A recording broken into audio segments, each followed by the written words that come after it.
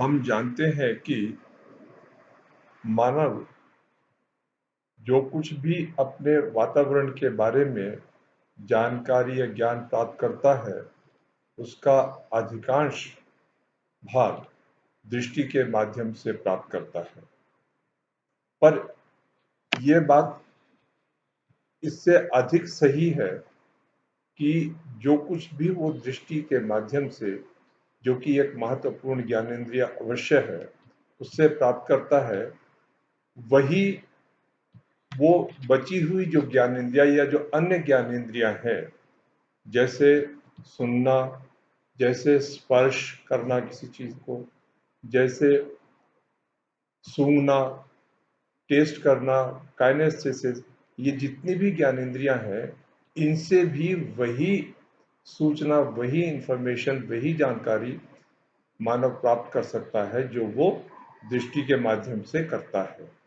शायद यही कारण है, शायद ही नहीं बल्कि निश्चित रूप से यही कारण है कि भारत में और विश्व के अन्य देशों में भी जितने बहुत से ऐसे दृष्टि बाधित ब्लाइंड पर्सनालिटीज हुई हैं, जिन्होंने दृष्टि के अभाव में भी ज्ञान प्राप्त करने की अंतिम स्थिति तक पहुंचने का प्रयास किया और पहुंचे हैं। नमस्कार दोस्तों, मेरा नाम श्री राम मित्तल है। मैं आज से एक श्रृंखला शुरू कर रहा हूं, जिसका उद्देश्य B Ed special education, visual impairment और B Ed special education visual impairment के जो स्टूडेंट्स हैं या फिर जो कार्यरत स्पेशल एजुकेटर्स हैं, जो दृष्टिबाधित बच्चों को स्पेशल स्कूल्स या इंक्लूसिव स्कूल्स में पढ़ाते हैं, उनके लिए इस श्रृंखला में दृष्टिबाधितों की शिक्षा एवं पुनर्वास से जुड़े जो मसले हैं, पहलू हैं, उनकी अलग अलग एपिसोड्स में चर्चा करूंगा। जैसे दृष्टि बाधा क्या है, दृष्टि बाधा के शैक्षणिक प्रभाव क्या है, मनोवैज्ञानिक प्रभाव क्या है, दृष्टि बाधित बच्चों की शिक्षा में किन उपकरणों का प्रयोग किया जाता है, उन उपकरणों को कैसे हम यूज करते हैं, इस्तेमाल में लाते हैं। दृष्टि बाधितों की शिक्षा में या उनकी शिक्षा को प्रोत्साहित करने के लिए सरकार की ओर से, विशेष रूप से केंद्रीय सरकार की ओर से उन्हें कौन कौन सी सुविधाएं प्राप्त होती हैं, इन सभी विषयों की बारी बारी से चर्चा करने की कोशिश करूंगा, उन पर विचार करने की कोशिश करूंगा।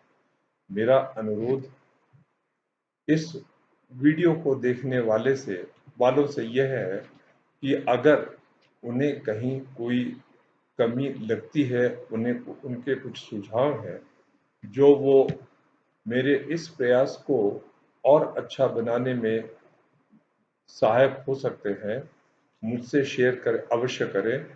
और शेयर करने के लिए मेरी जो ईमेल आईडी है srmittal@gmail.com, मेरा अनुरोध है कि मेल के माध्यम से वो मुझे इस आईडी पर srmittal@gmail.com, या फिर अगर मुझसे व्यक्तिगत रूप से बातचीत करके कुछ सुझाव देना चाहते हैं, बतलाना चाहते हैं, तो मेरे फ़ोन नंबर 8077783408 पर संपर्क कर सकते हैं। तो आइए दोस्तों, आज हम सबसे पहले जानने की कोशिश करते हैं कि दृष्टिबाधित व्यक्ति जो पढ़ने लिखने के लिपि का प्रयोग करते हैं, वो क्या है। दृष्टिबाधितों के लिए एक लिपि जिसका कि पिछले लगभग 200 वर्षों से, पौने 200 वर्षों से प्रयोग किया जा रहा है, उसे हम ब्रेल लिपि के नाम से जानते हैं। जैसा कि इस लिपि का नाम है ब्रेल, इसका आविष्कार और विकास एक फ्रांसीसी दृष्टिबाधित व्यक्ति जिनका नाम लुई था, उन्होंने किया है। लुई, और इसीलिए उनके नाम पर ही इस स्क्रिप्ट को लुई ब्रेल स्क्रिप्ट या लुई ब्रेल लिपि कहा जाता है। ब्रेल स्क्रिप्ट स्पर्श के माध्यम से पढ़ी जाती है, छूकर, मतलब छूकर इसको हम पढ़ते हैं। और यह स्क्रिप्ट 6 बिंदुओं पर आधारित है। इसकी चर्चा करने से पहले कि 6 बिंदुओं पर किस प्रकार ये आधारित है, मैं ये बताना चाहूँगा कि दुनिया की ये एकमात्र लिपि है जिस लिपि के माध्यम से हम विश्व की जितनी भी भाषाएं हैं, चाहे वो भारत में बोली जाने वाली हों या फिर अन्य देशों में, उन सभी भाषाओं के साहित्य को इस लिपि के माध्यम से हम मुद्रित कर सकते हैं। और यह इसलिए संभव है कि इसकी एक विशेषता है कि इस लिपि में एक ध्वनि देने वाले विभिन्न भाषाओं के जो अक्षर हैं, वो समान बिंदुओं के समूहों द्वारा प्रदर्शित किए जाते हैं। उदाहरण के लिए, ब एक ध्वनि है जिसके लिए अंग्रेजी भाषा में अक्षर बी है, हिंदी में ब है और उर्दू में बे है, या फिर ग्रीक भाषा में बीटा है। ये अक्षर ब साउंड देने वाला अक्षर, चाहे वो इन चारों में से किसी भाषा में हो या फिर अन्य किसी भाषा में हो, वो बिंदुओं के एक ही समूह से लिखे और पढ़े जाएंगे। तो दोस्तों, जो मैंने पहले कहा कि ब्रेल 6 बिंदुओं पर आधारित स्पर्श लिपि है, उसके बारे में मैं आपको बताना चाहता हूं कि 6 बिंदु 2 पंक्तियों में अरेंज होते हैं और इनमें से प्रत्येक में 3-3 बिंदु होते हैं। बाईं ओर के जो 3 बिंदुओं की पंक्ति है, इसमें जो आपसे दूर की ओर बिंदु है, उसको बिंदु नंबर 1 या डॉट नंबर 1 कहा जाता है, या डॉट 1 कहते हैं। और उसके नीचे वाले बिंदु को बिंदु 2 या डॉट 2, तथा उसके नीचे वाले को, यानी कि आपकी ओर जो बिंदु है, उसे हम बिंदु 3 या डॉट 3 कहते हैं।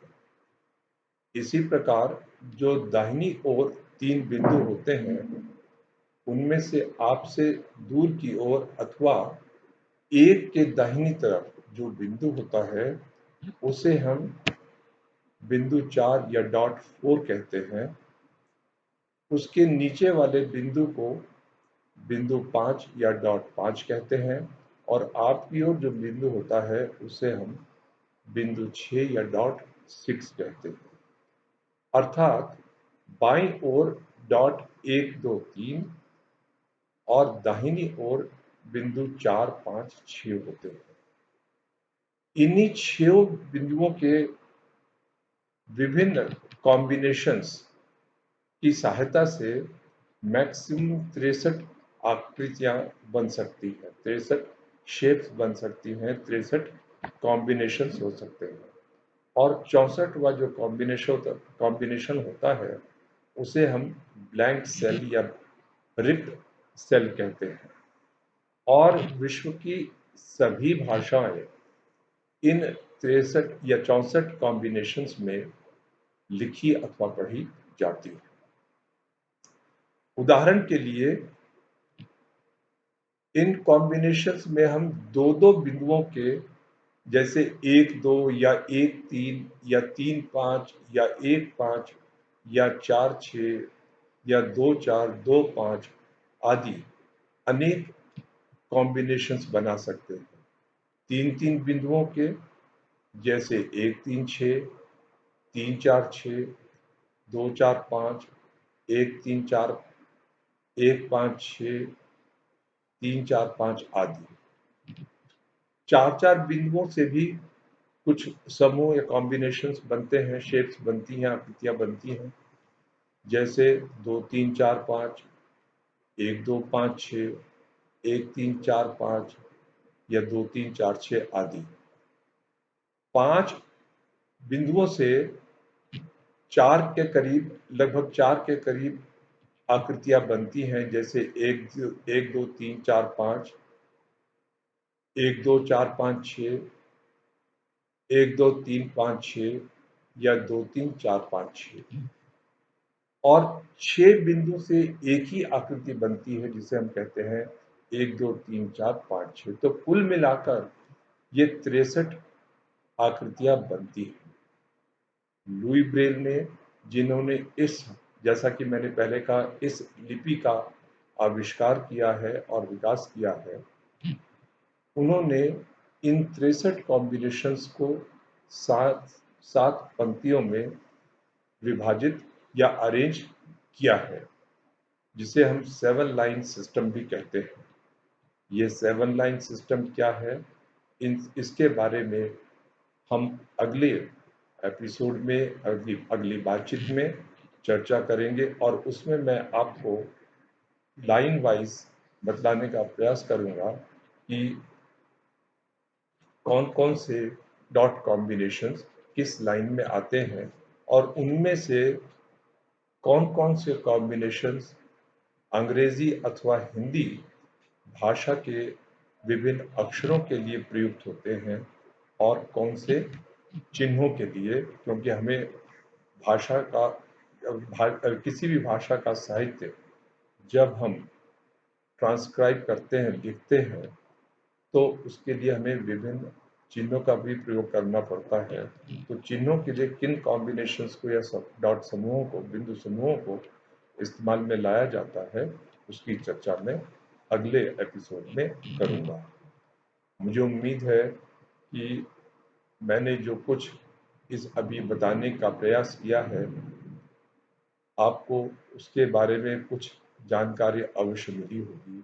मैं पुनः आपसे अनुरोध करूंगा कि आप अपना सुझाव या अपने सुझाव इस वीडियो के बारे में मुझसे साझा करने का प्रयास अवश्य करें। थैंक यू, धन्यवाद।